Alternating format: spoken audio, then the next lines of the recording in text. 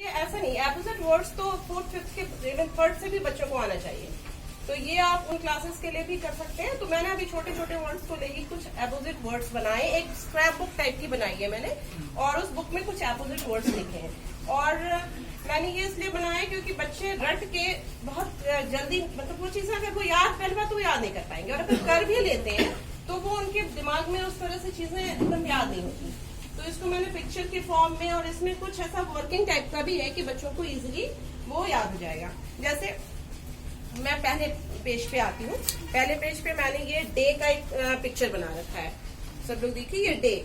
तो इस तरह से बच्चा जब इस पेज को पढ़ेगा और उसने देखा कि यहाँ डे पे सन निकला हुआ था, इधर मून और स्टार दिख रहे हैं, तो वो डिफरेंस भी जान पाएगा कि कि what we see in day and what we see at night, कि हम रात को मून स्टार्स वगैरह देखते हैं और दिन में हम जो है सूरज देखते हैं। और इससे उसको याद भी होगा कि that is day and that is night, both are opposites.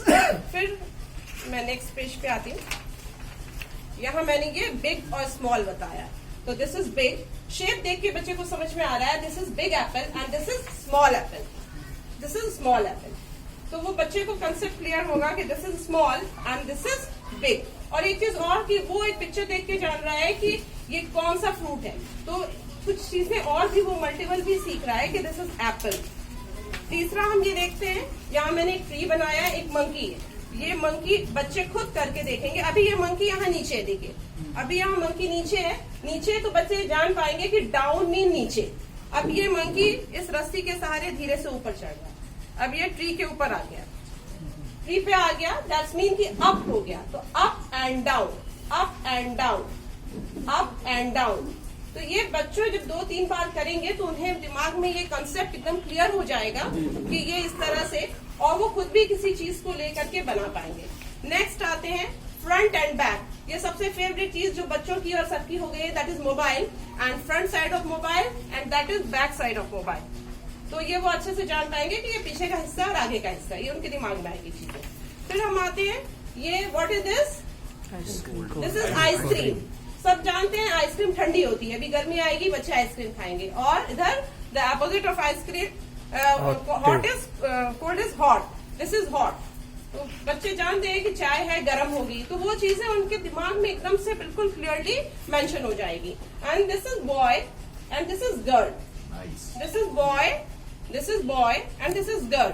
तो ये चीजें वो जब खुद करके बार बार देखेंगे तो उन्हें समझ में आएगा। यहाँ एक फ्लावर है, फ्लावर के ऊपर एक हनी भी है और वो एकदम पास है, that's mean near. And when she flies, this is far, near, far. तो ये बच्चे जब 2-3 बार करेंगे तो उन्हें कुछ समझ में आ जाएगा कि near is the opposite of far and far is the opposite of near.